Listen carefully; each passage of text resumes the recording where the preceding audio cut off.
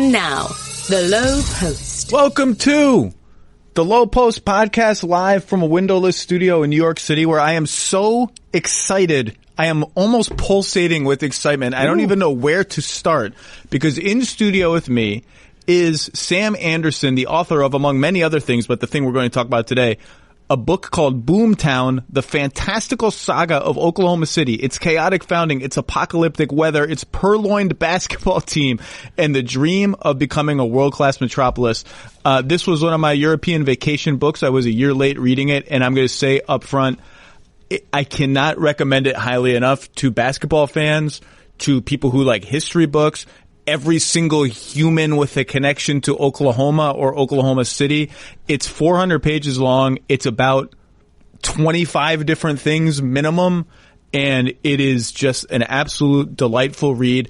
If there are a couple of tentpole themes that run through the book, is obviously the history and the sort of man-made boom of the town of Oklahoma City. But the other one is the thunder, and that's what we're here to talk about in part, and that's what people who listen to this podcast would be most interested in. So, congratulations and thank you for coming in, first of all. Thank you so much. Thank you for reading the book, and I'm thrilled to be here. I'm a devoted listener to this pod. I listen to every episode while I wash dishes and stuff. Washing dishes is the most underrated household task because it's easy and you feel as if you're accomplishing something.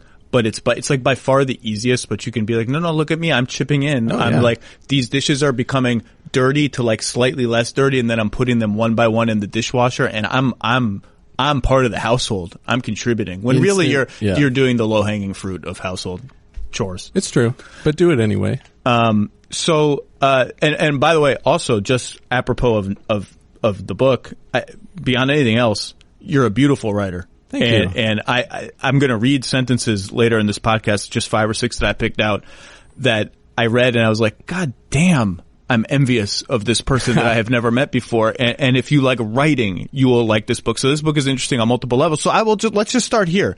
You are not from Oklahoma City. No. You are not a basketball writer full time.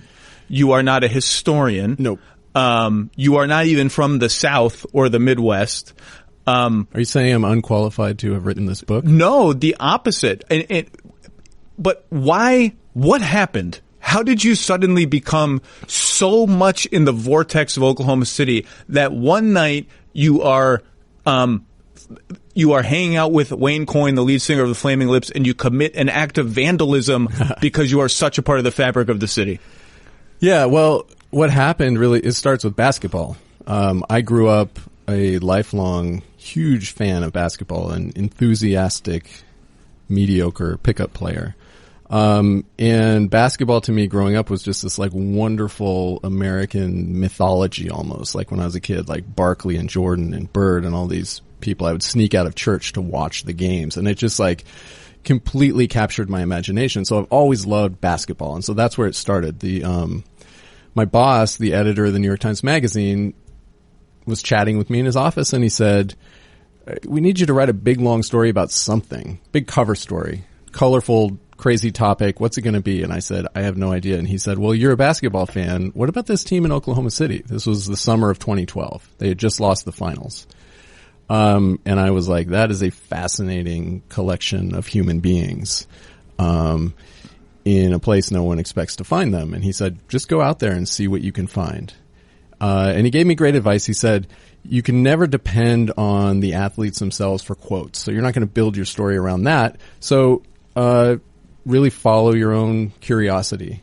And that's how this project was born. I flew out on the airplane. I read a history of Oklahoma, and my jaw hit the floor. And I was like, I've never heard any of this history before. It's the most American, ridiculous, chaotic history you can imagine, and I just didn't know any of it. You're not overselling it, because in a former life, I was a history PhD student, and the sort of settling of the Midwest, once you get through like the removal of the Native Americans and the genocide thereof and all of that, is sort of like, it's this sort of, it's not a black spot, like people write about it, but when I was studying, it was just like there weren't a lot of books about, there's books about the Deep South, there's books about race relations, there's books about the settling of California. I had never read any of this stuff about how Oklahoma was empty, And then it was, at the sound of a bullhorn sounded by the government, was settled by thousands of crazy land-hungry people who tried to form a government and make streets, and just out of it was like create a city from thin air on your computer, but in 1880 or something. Yeah, it's 1889. It's the worst way a city has ever been created in all of human history. I mean, that's not hyperbole. That's just a factual statement. And Oklahoma City went from 0 to something like 10,000 people in a matter of hours. And yeah, we should say this was what was called Indian Territory. It was land that indigenous people had been relocated to from their original lands, and then they were cleared out for really complicated reasons, and it became quote unquote empty, and all these white settlers wanted it, and that's how Oklahoma started. And then, so to me, when I read that crazy history, and I was coming in again with my primary subject being this fascinating basketball team, I thought, well, that's interesting. You've got this sudden explosion of chaos into a place where you wouldn't expect it. And then you have this epic struggle to create order out of that chaos. And I thought that kind of describes the Thunder roster pretty well. That kind of describes this mixture of MVP level talents, Harden, Westbrook, Durant, very well. How do you coordinate that kind of on-floor chaos into some kind of system that makes sense? And so I saw the basketball and the story of the place echoing each other in all kinds of ways. Well, it's when Russell got traded to Houston, I wrote a reaction to it, and I wrote something about like how the Thunder of the last 10 to 12 years are maybe the defining team of the NBA in a lot of different ways, and how many through lines of NBA history run through Oklahoma City, even though they did not win a championship. And you write this book, and we're going to talk basketball. It's centered on the 2012-13 season and the aftermath of the James Harden trade, which again, 7 years later, looks like even more of a mega event than we thought it was at the time. Right. And Harden is long gone. Durant is long gone and ain't going back anytime soon based on what he said yesterday. And now Russell is gone. And you would think, boy, this it's time to close this book, and yet they just come up over and over again. Russ gets traded, and you are forced to reckon with what exactly happened here. And then Durant gives an interview to the Wall Street Journal in which he essentially says, I haven't had a conversation with anybody from Oklahoma City since I left. I don't trust anybody there. I'm not ever going back there in the near future, blah, blah, blah. And so has he completely severed ties? And also sort of, again, makes you wonder, what is this guy about? What is he seeking? I still don't understand what his ultimate motivations are. And these characters just keep popping back up, and it's just this book is just going to be endlessly relevant. So let's leave Harden to the side. Pick Russ or pick KD based on the KD's interview yesterday or the Russ trade. Which one of those do you want to talk about? Oh, they're both such great characters, and they obviously couldn't be more different. It's such a gift to all of us that they ended up starting their careers together.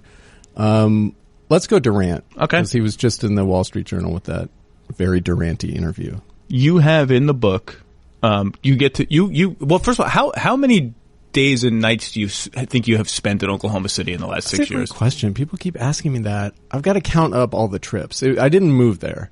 I live just outside New York City, and I started working on this book and just took as many trips as I could. So I'd go out for 5 days, and then 3 weeks later I'd go out for 3 days, and then I'd go out for 2 weeks. So I don't know, 30 trips. 30 trips. Yeah. God knows how many days. You interviewed all these players. You watched them up close. Durant gives this fierce interview yesterday where he says all the stuff he said about Oklahoma City, said he was never going to be one of the Warriors. He realizes now he was never going to be one of them. And you tell this great story in the book about that. You tell that Durant just almost out of nowhere tells you this story about playing his father one-on-one. Yeah. And his father just destroys him ruthlessly. And he takes some sort of lesson out of that. And I remember reading in the book, he's trying to make a profound point about what this game and losing taught him about life. And I don't understand what he's saying, which is often something that a reaction that I have to some of Kevin's like longer soliloquies is like, I don't understand where we're going. So tell the story, and what did you think he was trying to say? So, yeah, that was in a sit-down courtside interview that went on for, I remember, 18 minutes. It seemed much longer. He's a very engaging person, which I think everyone who sits next to him finds. He really looks at you. He's got these big sort of searching deep eyes, and he's really, as he talks, seriously considering you, connecting you with you, thinking about what you think about what he's saying. You can see all that going on. It's the opposite of Russell Westbrook. And so we had this really deep conversation in just under 20 minutes. And I remember the narrative at that time, again, summer of 2012, was KD is nice. Nicest guy on planet Earth, unimpeachable in every way.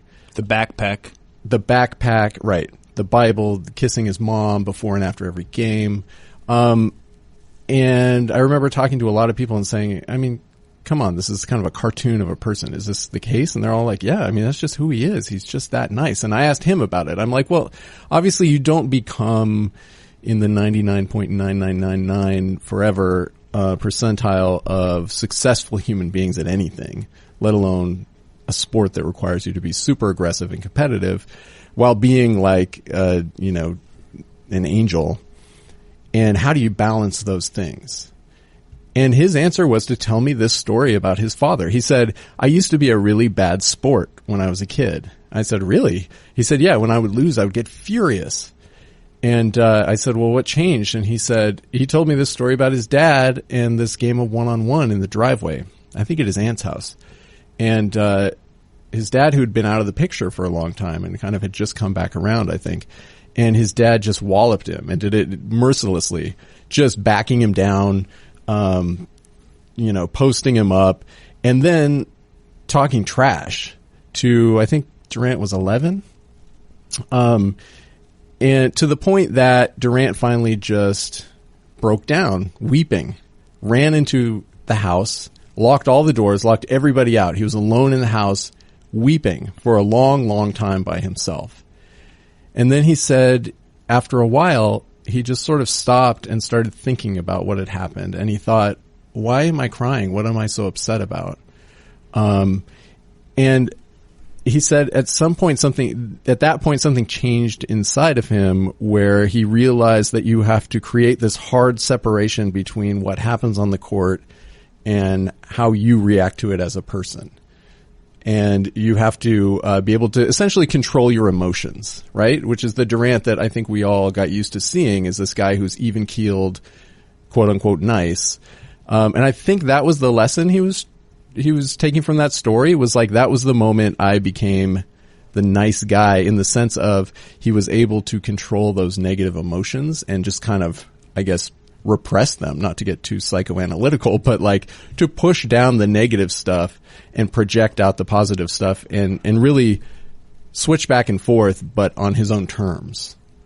It's just so interesting to hear him talk about, after the 2018 finals were so uninteresting as a basketball exercise when the Warriors swept an overmatched Cleveland team, that all I did was write about Durant and talk to people about Durant. Like, right. What does this guy want out of life? Everyone was looking ahead to his free agency. What is he going to do? What is he seeking? Does he want his own team? And no one really could figure it out.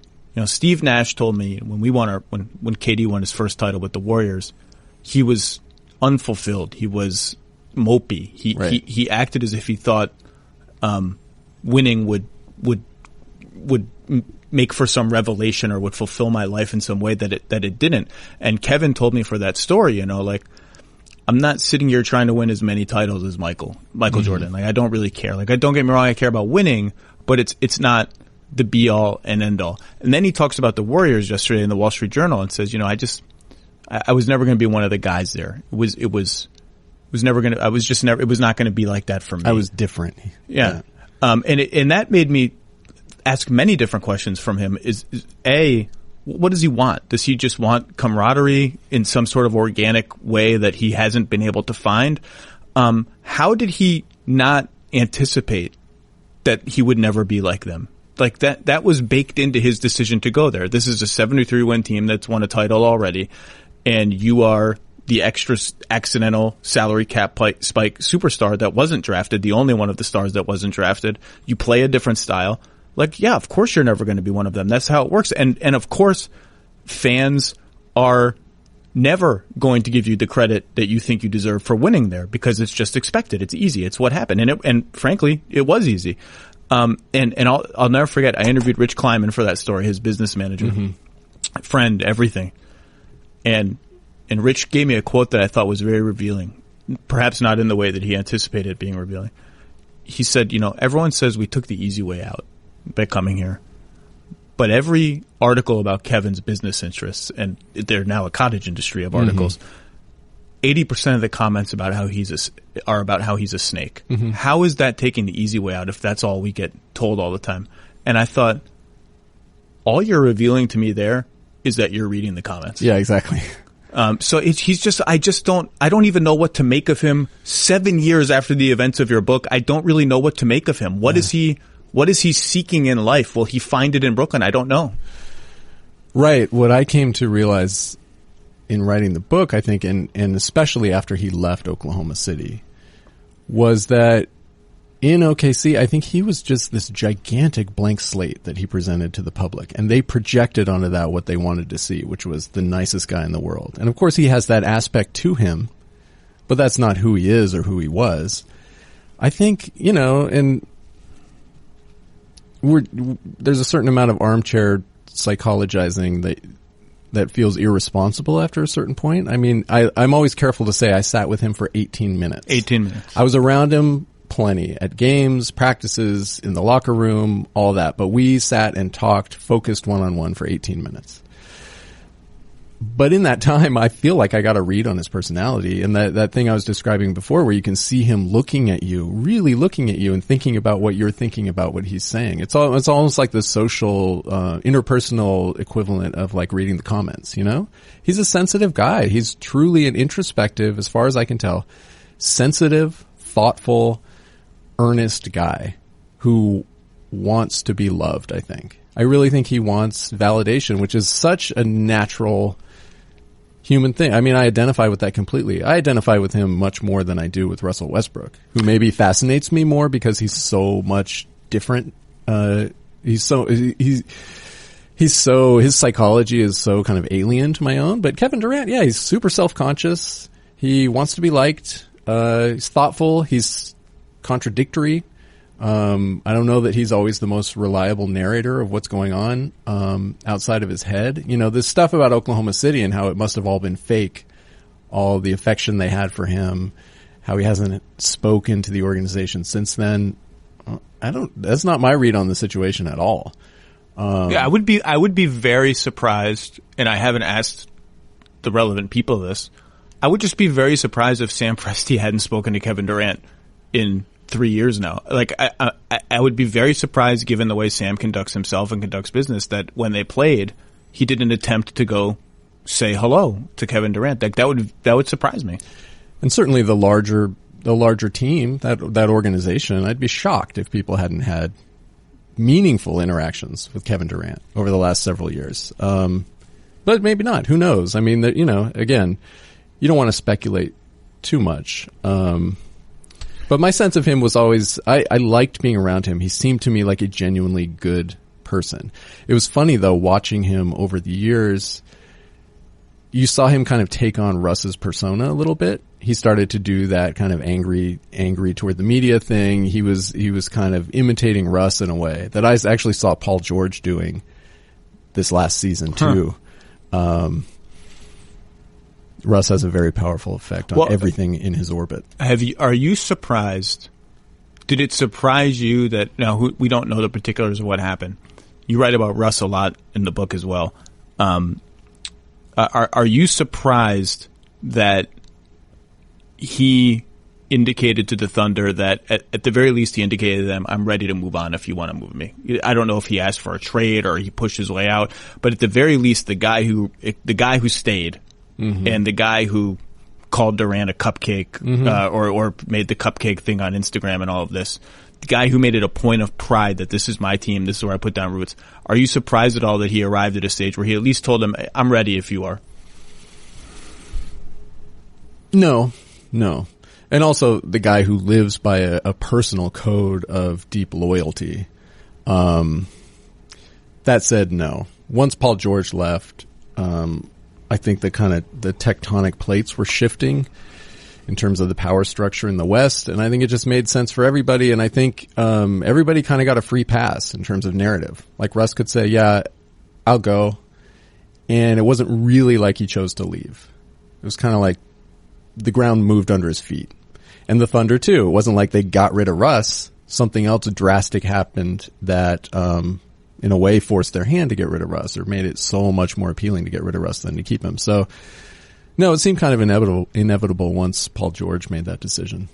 I read the book and came away thinking, I don't think Sam likes Russell Westbrook very much. And I think I was wrong, right? Yeah. You are. He fascinates me. Number one, he fascinates me. Doesn't mean I like him, but I actually do. I root for him harder than any player not on the Portland Trail Blazers, which is my team. I'm from Oregon. So last year's playoffs was really just a home run scenario for you. Portland, Oklahoma City, and Portland wins. It was so great. And I happened to be in Oklahoma City for Game 3, and I felt a little bad about it, sitting in media row and watching the game and being around all my, Thunder friends and acquaintances I've come to know over all these years. And I remember actually somebody in the organization asked me, because they knew I was a Trailblazers fan. They said, well, you're a Blazers fan, but you've been around this organization so much. You've invested so much time in understanding us and explaining us. I mean, really, where does your allegiance lie in this series? And I said, honestly, it's not even close. And he said, us, right? And I said, no. Portland Trailblazers. I'm in love with Damian Lillard. There's something about a childhood allegiance to a place and to a team that is a huge part of the reason OKC wanted so desperately to have a basketball team, to have that feeling for people who live there. Like, this is our team all our lives. We will be fascinated by and in love with this team and root for them no matter what. That's kind of how I feel about this. The This is what you just said about the pull of sports is the center of the pivot point of a little bit of a disconnect, I think, between some star athletes, including and especially Durant and fans. So, in the wake of that interview yesterday, someone tweets at Durant about Oklahoma City or something like, if you don't understand, because Durant is just constantly like, all I decided to do is play for another team. That's all. Like, why are you burning my jersey? Why are you betrayed? It's such an interesting framing by him. Right. And so someone on Twitter says, well, Kevin, if you were dating a girl and she left you for another guy, like, how would you feel? And he responded back, see your mistake, something to the effect of, see your mistake is like, you think we were dating. This was just a job for me. And he has to, on some level, understand that that's not how sports works. For most people, like, that's just not how it is. It's just more than that. Yeah, and that's never how he conducted himself while he was in Oklahoma City. I mean, he was all in on the other side of that narrative, which was, I am connected to this place forever. I never want to leave here. This means so much to be representing this city. So I think, again, he's a little bit of an unreliable narrator in that stuff, and it's convenient for him now to say it's just a job. But and he must. I would love to talk to him at some point, including on this podcast. He just must know when he says something like that that's just not the nature of sports fandom. It's not like taking another job or dating a girl and breaking up with her. It means something more to a place, particularly like Oklahoma City, as you said, which wanted a team for so long. And you go into how the NHL said thanks, but no thanks. You go into how United Airlines was like, yeah, if it comes down between Oklahoma City and Indianapolis, we don't really think our employees are going to want to live in Oklahoma City. Sorry. This became theirs. That was one of the saddest moments, in 1991 when they were rejected and the airline said, we just couldn't make our employees live here. The town is really, really, really crappy. At that point. At that point. Yeah. And then they rebuilt themselves. And part of that, the kind of crowning achievement of that renaissance was getting a professional basketball team in Oklahoma City. Please tell the story about when Russell Westbrook politely told you that you are not in a position to make deals with him. Yeah, this was that same trip where I spoke with Durant, my first trip out to interview the players in Oklahoma City. They'd been trying to get Russ for me all week. KD was one of my first interviews. He came right over, extremely pleasant, engaging, etc. Westbrook held it off all week. The PR guys were scrambling to get him to sit down with me. Finally, we were supposed to speak after practice. He kept me waiting for over an hour, and he finally comes walking across the floor with a PR guy, maybe with like a gun to his back or something. And he sits down with me, and we have maybe the worst interview of my professional career, where it lasts less than 10 minutes. He's on the phone for a large part of it. Talking about how he's about to be done with the interview. Yeah. He's telling his friend, oh, don't worry about it. I'll be back to the house in like 10 minutes. I'm just getting done talking to this guy. He's giving me his, one-word answers. And finally, I tried everything I could. And I finally said, all right, that's it. And we got up. He walked over to the PR office, and I followed him because they were my contact people. And I just leaned against the door and kind of watched him interact with them. And he had some paperwork to sign for some basketball camps and things. So he sat down and he's signing all his paperwork, which he famously does all himself. He pays his bills at the practice facility and all that. So he's signing paperwork, and I notice he's signing papers with his left hand. He's listed as right-handed. He shoots with his right hand. And one of the PR guys says, oh yeah, Russell is listed as a right-handed player, but actually he does a lot of stuff with his left hand, including writing. And Westbrook's head snaps up to stare at me where I'm leaning on the doorway, and he says, don't put that in your article. And this was the most attention he'd shown me all day. And I said, well, I'll make you a deal. How about you answer one of my previous questions, which was I was asking him about the nicknames he comes up with for everybody in the organization and the team, which is famous in the organization. He, of course, wouldn't say a word about it to me. Not one nickname. No. And I said, all right, I'll keep that out of my article if you tell me one of your nicknames. And he just looked at me with like this look of unspeakable contempt and said, you don't get to bargain with me. And I laughed. I mean, you had to laugh. Like, and I write in the book, people coming away thinking like, oh, what a jerk. I mean, yes and no. He's this kind of like charmingly hostile personality. I think we all know people like that. People who like to kind of push the edges a little bit, tell jokes to their friends that are kind of mean. He's like that. And I found it actually in the moment, face to face, to be kind of charming. Like I didn't feel threatened. I didn't feel attacked. I thought it was funny. There's also in that same scene, the PR guys had this gigantic map of the season, every game of the season schedule. They'd printed out. It was this freestanding huge thing. One of those things that cost like $200 at Kinko's or something in the middle of the office. And Russ is like, oh, that thing's great. Can I have that? And they said, well, no, we're using it to plan the whole season right now, but we'll gladly get one made for you and we'll have it ready for you. And he said, well, why can't I just take this one? He said, I'm the player. Like, shouldn't I just get it? And he was joking. I mean, he didn't grab it and run away. He wasn't really pulling a power play. He was being kind of funny, and they thought it was funny, and I guess they made him his own. He didn't take it. But it was like, there were all these little moments where I think I would ask people sometimes, like, are you guys afraid of Russell Westbrook? So I was going to ask you about this. And they would say, I remember once asking somebody that, and there was this long silence. And then they were like, no. But he really keeps us on edge. Like, you're always a little bit on edge. It's interesting because when everyone has had time to digest that it's over, that all the stars are gone. Yep. And they're starting from ground zero again. And one of the questions that's going to be asked is, the Thunder have been all about the players and making the players feel like the organization belongs to them, but also no one is above anybody else, right? Even in their marketing, you talk about this in the book. Everyone needs to be marketed. It's not just a picture of James Harden like it is in Houston. People will ask, did they enable is too strong of a word? Did they turn over too much power to one guy? Did they keep playing this style of what became Rust Ball? Even though, and I went back and traced this. It's not a myth. You can go back on the record and look at what Scott Brooks or Billy Donovan or Nick Collison or Andre Robertson would say about how they have to change the offense. Yeah. And it never changed. And between that and the triple doubles, which we'll talk about, Steven Adams having a worse defensive rebounding rate almost than Andrea Bargnani, the worst rebounding big man in the history of basketball.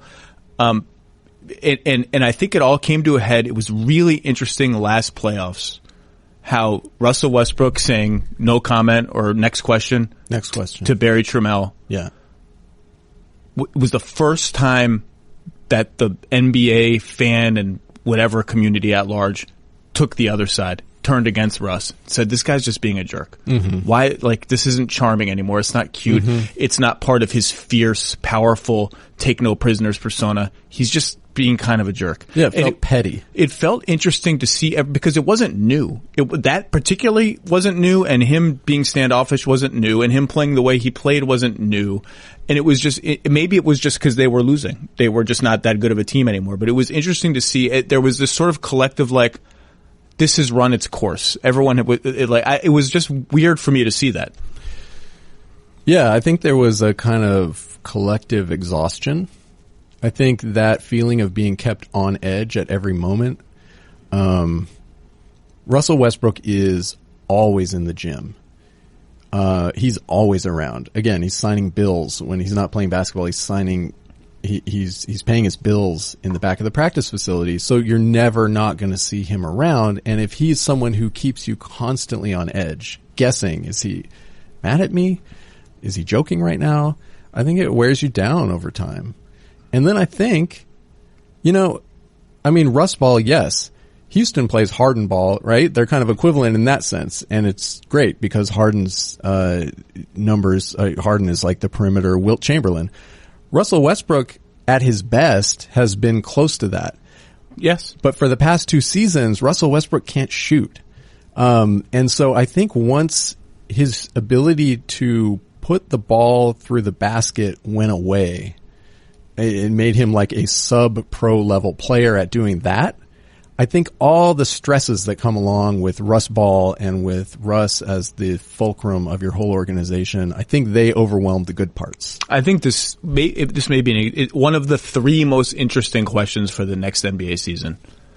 And it's either going to be answered within the first 20 games in a way that's exciting, or answered within the first 20 games let's move on to the next thing is, what is Russell Westbrook going to do when James Harden has the ball? And it'll either be something interesting, or it'll just be like nothing, like he's always done when he doesn't have the ball. And they're just going to have to figure it out. And part of the figuring it out will be they just play a ton of minutes, each to his own, and Russ gets to run the offense that way. But I really hope that the answer is interesting. And because it could be anything. It could be cut. It could be try to get offensive rebounds. It could be set screens for Harden. It could be push the pace and play my version of Rust Ball with Harden. It could be lots of things. Couldn't he be the best off-ball player in the league? No, he could not be the best off-ball player. He could be a useful off-ball player. No, wait. Maybe he could be not the best off-ball player because that implies a catch-and-shoot ability that he does not have. By the way, maybe you see this happen sometimes, though. He's had years where he has shot in the low 30s on catch-and-shoot threes. Maybe he just has a year because he's going to get these looks that he hasn't had in ages in terms of how open they are. Maybe he just has one of those random years where he shoots 38% on catch-and-shoot. That's not impossible. No.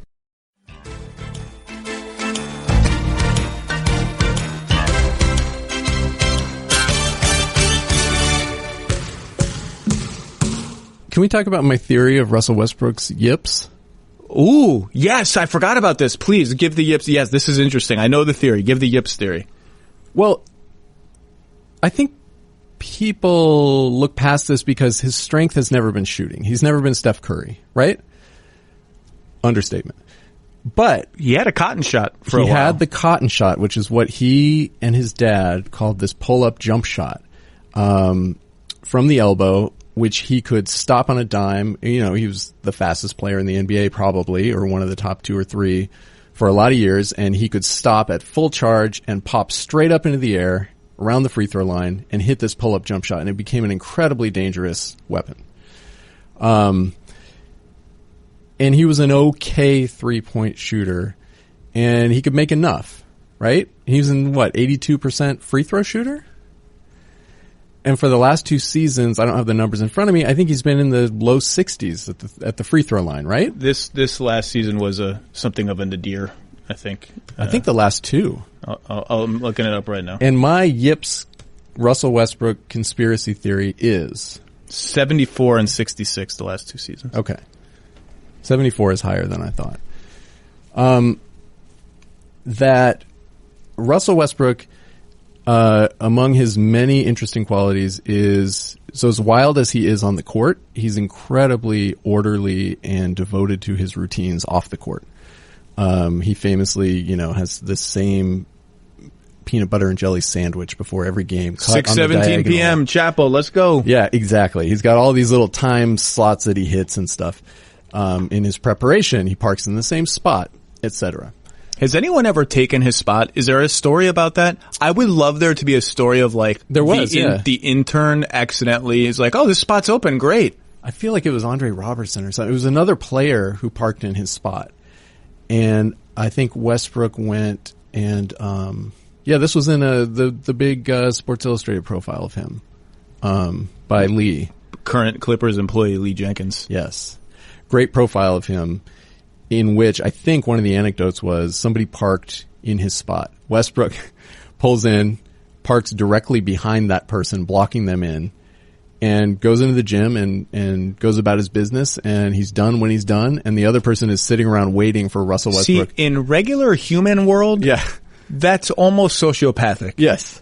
In basketball star world, it's like, that's somewhere south of a Kevin Garnett story. Like, it's not that crazy. True. Anyway, the Yips. Anyway, so he's got these incredibly precise routines that he never, ever deviates from. The NBA, in the offseason, in an effort to speed up the game, changes the rules surrounding free throw shooting routines.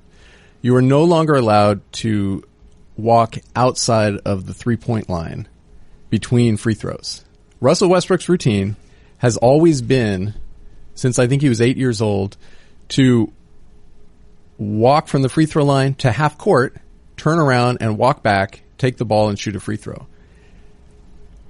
In my conspiracy theory, it was the changing of that rule that messed up the whole delicate balance of his routines and made him get into his head and start missing free throws all of a sudden, which he had never had a problem with. He's a clutch free throw shooter. He's great. And he started missing free throws, and that got in his head, and his cotton shot is essentially a free throw on the run, and those started going out too. Then he starts blowing layups, which he's one of the great layup makers of all time. And it just became this kind of case of the yips that, true to form, was stronger than anybody else's yips. When Russell Westbrook, this titanic force of willpower, starts to go a little off in his mind, he's going to start missing. And he did. And I feel like that's where his shooting went, because it's really like his MVP season versus his last season. I know he still averaged a triple-double, but the shooting numbers are drastically different. And that's the only explanation I can come up with. And I'm sticking to that. It's not... Look, there have been crazier explanations for other phenomena that have been proffered. Have you heard that around the league, my Yips theory? I think you're the second person to hit me with the Yips theory. Of course, there is a much more famous case of yips currently in the NBA, and that's Markelle Fultz, and we'll see if he ever gets over those yips. I feel so bad for those people. I'm very prone to the yips in all areas of my life. I famously can't throw a Frisbee further than 5 feet in front of me, even though I grew up being a fine Frisbee thrower. I got the yips about Frisbees. I don't think I've ever had the yips about anything. That's awesome. Yeah, I don't think I live in fear of, like, if I were an athlete, a professional athlete, I would probably live in fear of developing. Imagine the agony of an unexplainable loss of an essential skill. Yeah, it would be terrible. That you can't think your way out of. It would be terrible. Let's stop talking about it. It's freaking me out. The book is set in 2012-13, which is, of course, the year that James Harden was traded. And so we have to talk about the James Harden trade. Yeah. Which is maybe the most important thing that has happened in the NBA in the last 10 years. I don't know. We'll see. LeBron changing teams, I mean, you could take your pick. But a trade is just inherently more interesting than a free agency decision because the team has agency in that decision, and more people have conspired to make the decision. I'm never going to get tired of talking about trade. Sorry, Thunder fans. But now I have a sentence that I can point to that I can just say, just read this. If you want to know why I don't think that was a good trade and didn't at the time, just read this. Okay. And it's your sentence. So Super. I'm going to open your book to page 219 and just hold it up for people all around the world when I see them. And the sentence is this. Plenty of subtleties had gone into decision to trade him, of course. Need, chemistry, taxes, the future. But none of that made up for this sickening central fact. The Thunder had this player on their team. They'd had a way to keep him, and they had chosen to let him go. That's it. That's the whole. You can hit me with all the arguments and all the reasons, and I still don't think the story has properly been told, and I think you hinted a lot of it here, which is like, I personally, I think the money angle has been overblown. I do too. And the chemistry basketball angle has been underblown is not a thing. I do too. Underplayed. But that's it. That is all it is because the money got close. Yes. The money got almost comically close. Yes. And it was comically close to a degree that required explaining. And then you get into, well, there is the chemistry argument that perhaps the higher ups would make, which is if we don't extend this guy, it could ruin our season because it's going to hang over the entire season. I get it. I understand that. But they had time and they had leverage and they did not have to do anything. They could have just let it play out. Everyone would have understood it. I don't think it would have ruined their season. And instead of playing it out, they chose to act early and get ahead of it and trade for Kevin Martin, Jeremy Lamb, the pick that became Steven Adams, and some other stuff that I don't even remember. It's a hard list when you say it like that. And that it's just, you can argue and argue and argue until your face turns blue. That's all that matters. They had time and they had leverage and they did not have to do it. And they chose the wrong guy. They chose Ibaka over him. They can frame it however they want. Mm-hmm. They chose Ibaka over him and they chose Westbrook over him. Both choices end up being wrong. And now Harden and Russ play on the same team. You can't make this up. No, you can't. Kevin Durant plays for the Brooklyn Nets, which weren't even a team at the time you're writing this book. They were the New Jersey Nets. And it's over. It's over. And they have 100 draft picks now to try and make it not over. They actually have a team that's all right on the court that has the upside of a low playoff team and the downside of something much worse than that. Well, and if we're talking crazy narrative that you couldn't write, who'd they get back for Russell Westbrook? I tweeted this when the trade happened. Like, you trade Russell Westbrook for Chris Paul. And if people maybe don't remember, the possibility of NBA basketball in Oklahoma City, a complete improbability, became a reality when Oklahoma City stepped up to host the New Orleans Hornets after Hurricane Katrina. And who is the hot young New Orleans Hornets player who was welcomed with open arms in Oklahoma City and embraced to an extent that made everybody in the league go, whoa, this place loves basketball and maybe could actually support a team. It's Chris Paul. So the guy who kind of kicked off this whole nutso basketball story in OKC is the one who comes back in return for Russell Westbrook, the last one standing from this sort of glory period. I mean, you couldn't, I tweeted at the time, Sam Presti is an artist. Like, this is like a novel. It's funny. They had time and they had leverage thing. I wrote about this before I left for vacation in July. This was the summer of the Big Two in the NBA. Like, the Big Three is dead. Hello, Big Two. And it got me thinking about, what actually is the best way to build a championship team, 2 or 3.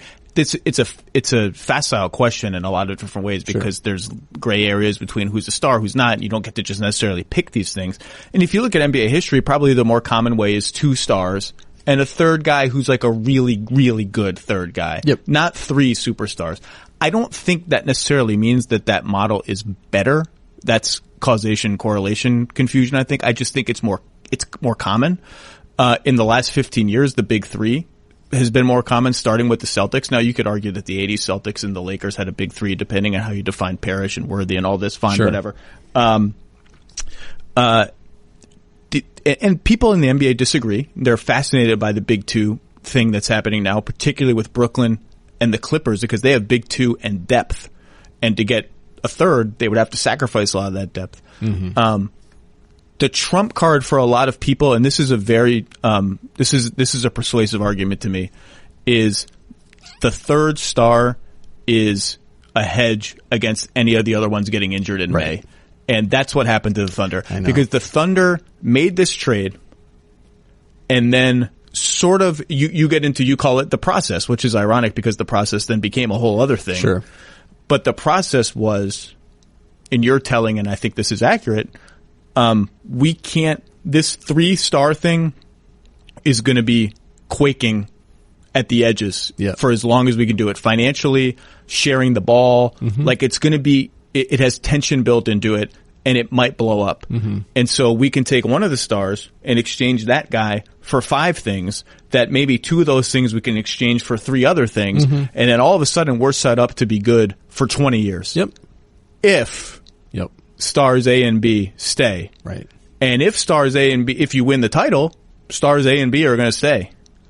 And they vary. People are never going to, this will never get, people will always focus on the failure. In this year you wrote about, mm-hmm. and then again in 2014, 2015, and 2016, for 4 straight years, mm-hmm. they could have won the championship. Absolutely. They were that good. Yep. 2013, we'll talk about it, Russ gets hurt. 2014, everyone gets hurt, right? No, 2014-15, everybody gets hurt. 2015-16, the Warriors ruined them forever. They could have won. They didn't, and they had 2014 is when Ibaka got hurt against the Spurs. Yep. And you know, when Russ went down in 2013, had they had Harden, they still could have made a run at the championship. Yep. That's the clincher. Yeah, that's the ultimate counter argument. You know what I forgot about Pat Beverly and Russ Westbrook? What? I forgot 2 details.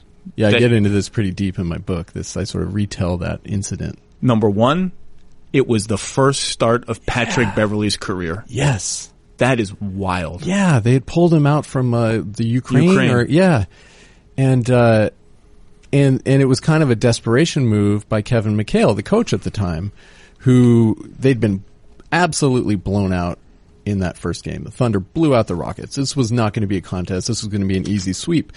And one of the wrenches McHale threw in the system was, I'm going to start this no-name, little tiny, feisty point guard, Patrick Beverly. First start of his career. And he takes down Russell Westbrook.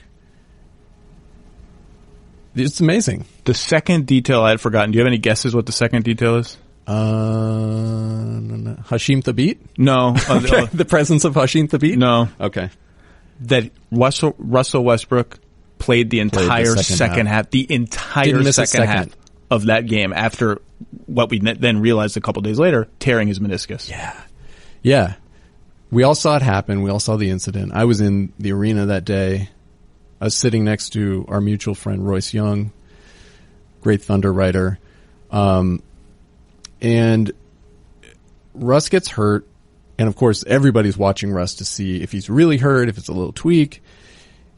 He goes away, he comes back, and he's back in the game, so it can't be that bad. I remember saying to Royce at one point, it looks like he's limping a little bit, like he's running with a little hitch. He's still running faster than everyone else on the court. And yeah, he literally did not come out for a second in that second half, and he played great.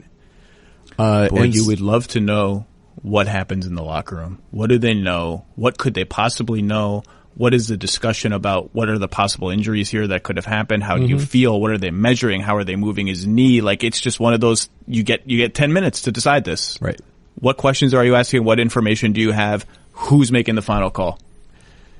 Yep. Did it make any difference? Maybe it didn't make any difference that he played. Who knows? Yeah, maybe. I don't know. I'm going to read you. Now we're going to play a game where I'm going to read nice sentences from your book because I want people to read this book because it's awesome. And also your writing pissed me off how good it was. I love this game. Yeah, it's a really good game. Yeah, thank you. As my friend Jacob Goldstein, who writes for Planet Money, once said to me, I love it when people quote me to me. Yeah. I love it when people quote me to me. This is how you describe Patrick Beverley's approach to lunging at Russ as the Thunder are going to call a timeout. A moment where everyone, unwritten rule, stops playing. Right. Beverley was reminding Westbrook that there was no pocket of space-time, no matter how tiny, in which he should allow himself to feel safe. I read that and I was like, God damn, that's good. Here are some other lines. Are you ready for some other lines? Yeah.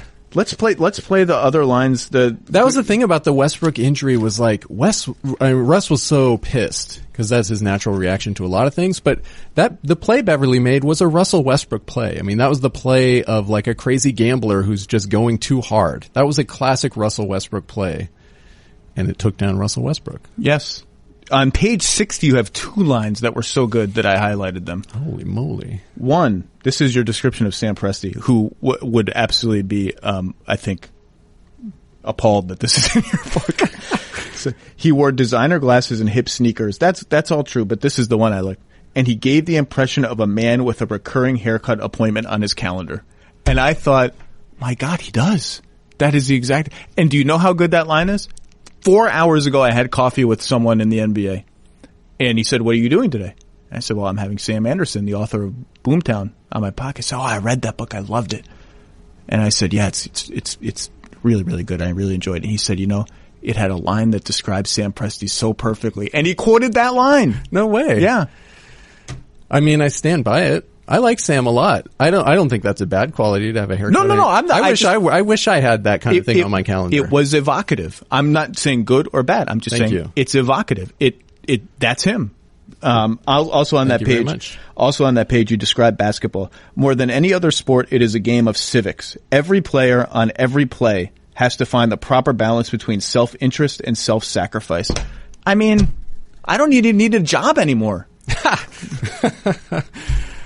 Oh, it's true, right? That's what makes that game so fascinating. As like a proudly mediocre pickup player, like to try to find that balance between selfishness and the greater good, and when is my selfishness actually better for the greater good, and like just even on the lowest possible scrubby weekend warrior old guy league basketball, like that stuff is going on all the time. It's the best game in the world. You described Thabo Sefolosha as a small absence between two massive presences, a little zone of silence between two walls of noise, in terms of just the Thunder had these two stars, and part of their philosophy was we just need a lot of other guys who can do the dirty work and just sort of exist around these two. And like Sefolosha that's what he was. Yeah, he always held that starting spot at shooting guard. He was like the one keeping Harden off the floor out of the starting lineup, which is crazy, but makes sense when you think about those two huge presences. That's one of my favorite sections of the book, and one of my favorite things I've ever written is about this incident that no one will have any reason to remember. I remembered. Really? Well, at the time, it was a huge deal. When poor Thabo Sefolosha became the target of Russell Westbrook's rage right out on the floor for no good reason. In Memphis, I believe, right? Or against Memphis. It was against Memphis for sure. It was in Oklahoma City because I was there. You were there. I was there. And Russ ran one of these crazy possessions where just no one else was ever going to see the ball. And it was just the most aimless and pointless possession you're ever going to see in basketball, where he's trying to back down Jared Bayless, who he had this beef with, as he does with every point guard in the world, and it wasn't going anywhere. And then he got called for the obscure Mark Jackson 10 seconds in the post rule, and just exploded. And it all came out at poor Thabo, who had tried to cut across the lane to give him a target to pass to. And he thought he had like bottled him up and taken away his driving lane, and it got ugly out there. One of the main characters of the book is Wayne Coyne, who's the lead singer of the Flaming Lips, Oklahoma City native. Yep. Did the police ever approach you about your involvement in a vandalism scandal in Oklahoma City orchestrated by one Wayne Coyne? Yeah, that's been like a running joke and a secret terror every time I come back to the city is like I will get picked up for that. We painted a giant rainbow. I mean, you wrote about it, so I can't, it's not a secret anymore. I had to write about it. Yeah, so there's always jokes. Like I know the chief of police, who's a great guy, and he always joked about like my readings in OKC being like a sting operation where they were going to bring me. Well, down tell for people what vandalism. happened because it's a great story, and you become. Well, I wonder if you also felt a little like I'm now becoming a character for a little tiny bit in the story I'm going to write. You know, it's funny in a lot of my writing. I show up as I like to put myself in things. I feel like it's really relatable. I like to use the personal pronoun. In this book, I don't show up very much, but I do in that one section. And yeah, I was drawn in by Wayne. He's this incredibly charismatic rock star, now in his 50s, who has this like wonderful sort of like Jack Sparrow energy and this huge shaggy mane of gray hair, and he's covered with glitter and face paint, and his nails are all painted crazy, and he's just walking around being hyper visible in this really like drab gray town. And he's just been doing it for decades. So you get drawn into Wayne's circle, and one night we were at this house party, and he just started going off about this crazy idea. He had to paint a giant rainbow on the streets in his neighborhood. And he had the paint at home, and he just needed some people, and we were all going to walk in a line and like pour this paint in a rainbow. Everyone got a color. Everyone got a color. I was purple. And, of course I said yes. When I'm writing, the rule is you just say yes. And so I did it. It was 4 a.m. from his compound all the way around the neighborhood. I was terrified the whole time.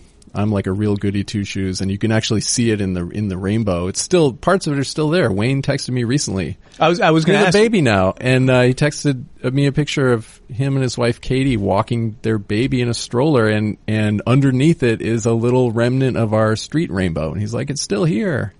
And you never got arrested. No one ever got arrested. It's probably nice. Probably looks nice. Yeah. That was another moment where I thought a lot about, I write a lot in this book about the disparities between the black and white sides of Oklahoma City. Well, okay, so this is the question I really wanted to ask you. You allude to this in your telling of the history and the present about how this is the reddest spot on the NBA map is Oklahoma City. A few years ago, shortly after Trump was elected, actually, I was in Oklahoma City, and I was hanging out with a member of the organization, and this person asked me, "So if you could write one story about us, any story you want, to pretend everybody would talk to you, what would it be?" And I said, "You really want to know? Because it's not a basketball story." And this person, he or she, said yes.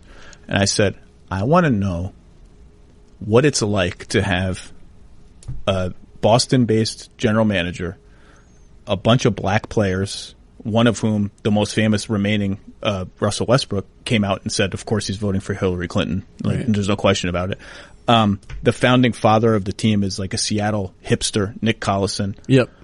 What is it like for all these people to exist in the reddest spot on the NBA map and know that a lot of people who are watching their games every single night and cheering for them and screaming, and like the crowd there is the craziest crowd in the NBA, probably voted for Trump? What's that like? And this person just laughed at me and said, "Yeah, you're never going to write that story." Yeah, I get pretty deep into the racial history of Oklahoma City and the East Side history, which is traditionally the black area of the city, and you know, it was segregated, and there's a great character in the book named Clara Luper, who was this civil rights hero that more Americans should know about, who led these sit-ins in downtown Oklahoma City before there were major, heavily publicized sit-ins anywhere else. So it's a great story. I believe 1958, right? And the famous Greensboro sit-ins are 1960, yeah, I think. Yeah, I think that's right. Yeah. 59 or 60. But yeah, and led this sustained set of demonstrations that actually desegregated the whole city.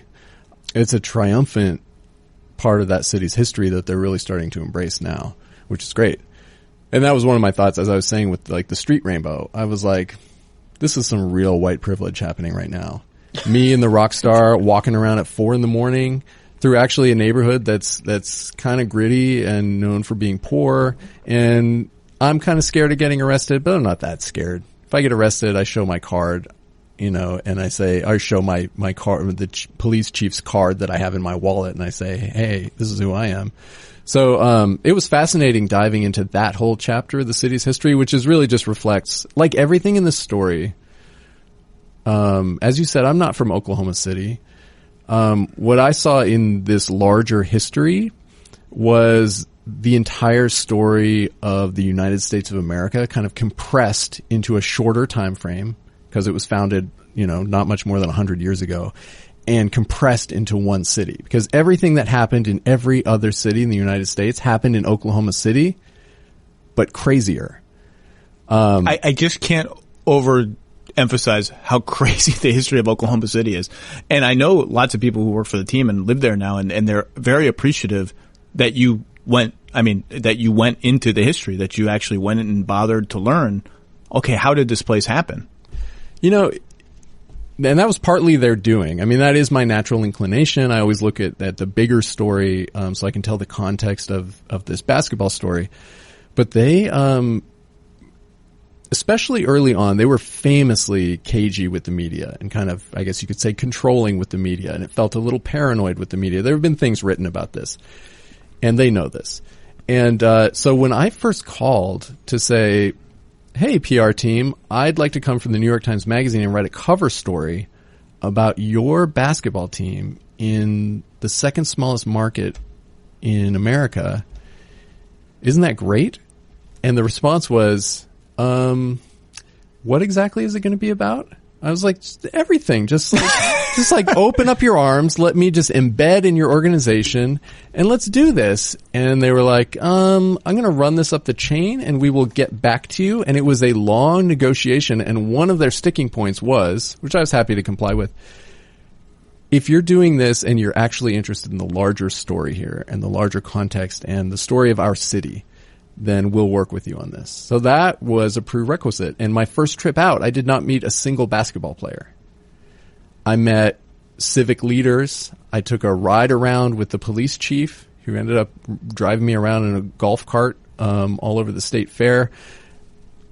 I met the mayor, but they would not introduce me to a single player until I had some basic understanding of what this city was all about and what it therefore meant that these players were representing this particular place. One of the more telling small stories within a story was you spent a lot of time with Daniel Orton, who was a backup. You remember him? Yeah, of course. Backup to the backup center. Yep. From Oklahoma City.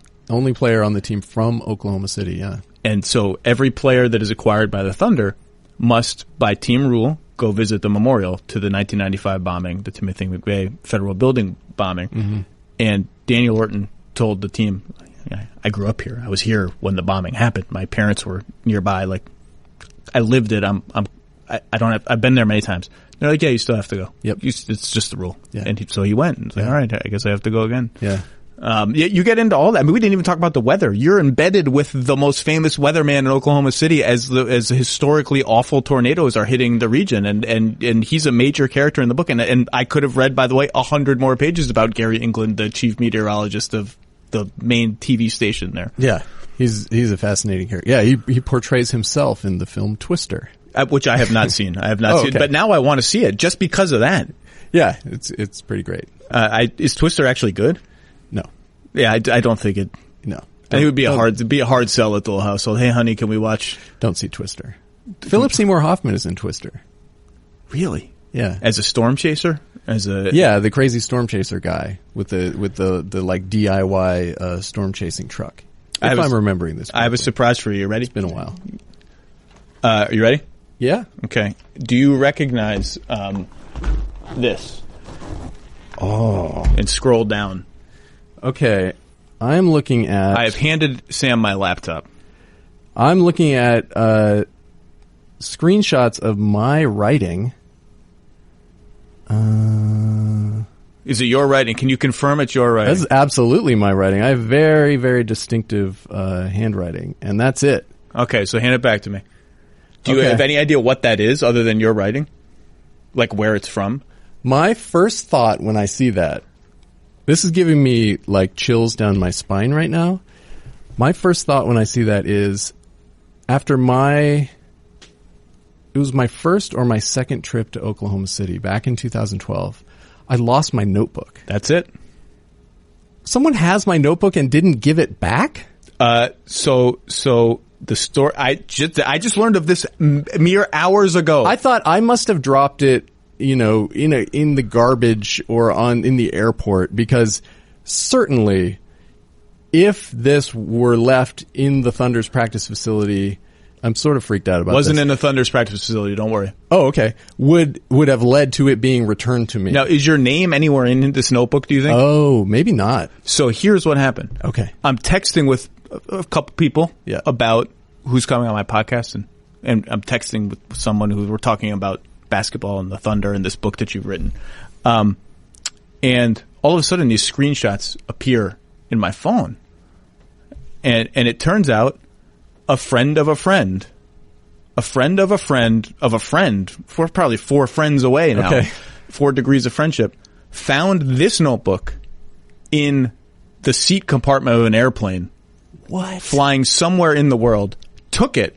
What? And noticed all of these notes about the Oklahoma City Thunder, like a thalbocephalosha, and you have a bunch of words, and just has it because no one knew what to do with it, and it looks to be very early on in your reporting process for the book. It was the first notebook. So your notebook exists in the world. Would you like it back? I want it back. I think we can probably arrange that. I want to know what I wrote, and this has haunted me since then. I actually have never told a single person that I lost it because it felt so unprofessional to lose it. I've never lost a reporting notebook before. It's one of these little ones like this, like you have in front of you right now? It's a different kind. It looks but bigger similar. than that. Okay. Yeah, similar. And, I don't even remember what I would have written. I certainly would have written, like, it would have been my most honest thoughts about everything going on there. There would have been a lot in there about, like, the weird paranoia of being inside the Thunder universe at that time, their distrust of the media. And, yeah, I always felt horrible that I lost that, and I was worried that someone would be reading it. Steal your book idea. So it was sitting in the seat. You put it in, those compartments, and somebody found it on an airplane. Hold on. I put it, right. I'm flying home from my reporting trip. I'm looking at my notebook. I'm jotting notes to myself. I put it in the seat compartment. I get off the plane because I landed in New York. The plane is swept and nobody finds it. So it goes back to Oklahoma City? I don't know where it is. I don't know if it ever went back to Oklahoma City. What is happening I don't know, right now? I don't know where it is. I just can tell you that it exists. I don't know I haven't confirmed all the traces of this notebook. I feel like I'm on a prank show or something. No, you're not. The book is called Boomtown. I can hear people saying, because writing a book that is both about the history of a city and a region and a basketball team is a very obvious challenge of meshing two disparate but related subject matters. And I can hear people saying, well, does it work? Are the history sections going to be readable? And I'm here to tell you yes. And you brought up Clara Luper. Clara Luper is the civil rights hero of the book. And you're absolutely right. I specialized partly in that period of history when I was getting my master's degree, and then I had to toe in a PhD program before fleeing. I had not heard of Clara Luper. And I read this whole book. I read every section about her thinking, it is shameful that I have not heard this name or about these sit-ins. And there are 15 characters like this in the book, all of whom have exactly the right amount of time devoted to them. If you're a reader that maybe comes in this from a basketball first, history second perspective, and you're thinking, I don't need to know that much about that, you get the perfect dose of everyone. They're all super interesting. They're all brilliantly drawn. The history is fascinating. It will suck you in.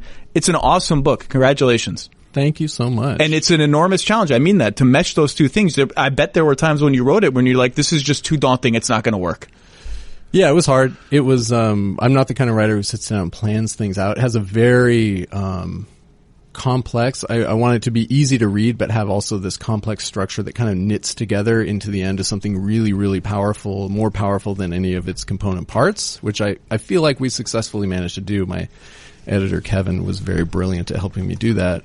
But yeah, I'm super proud of it. And I feel like the basketball I try to write about for people who love basketball and understand every facet of it like you, but also for people who don't know the first thing about it. It's just like an interesting cultural thing that humans do. And all the material in the book is supposed to operate on that level. It's just supposed to be a rip and yarn no matter what your interests are coming into it. Well, you succeeded, and I think one of the most valuable things is when someone, and this is for any subject matter, with who is not an insider in that world, comes to write about that world. That person is going to notice things that the insiders either don't notice or just take for granted. It's like, this is just a thing. Whereas sometimes outsiders will say, well, why is that a thing? What other things could it be? And I think that comes across, that perspective comes across in your thinking about the team and the Thunder and why they work and why they don't work and why they eventually sort of dissolve. I do think you notice things that either insiders might overlook or just miss. So I think the basketball part, even for diehards, is super valuable. Anyway. Thanks.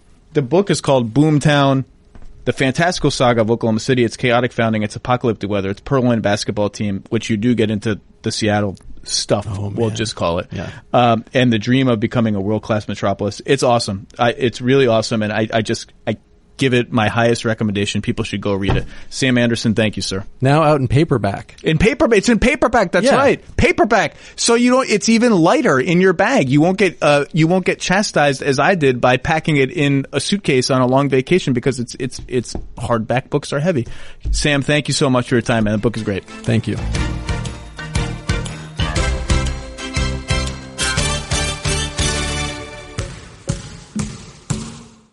The Lowe Post is presented by Goodyear. Discover the possibilities. Goodyear, more driven.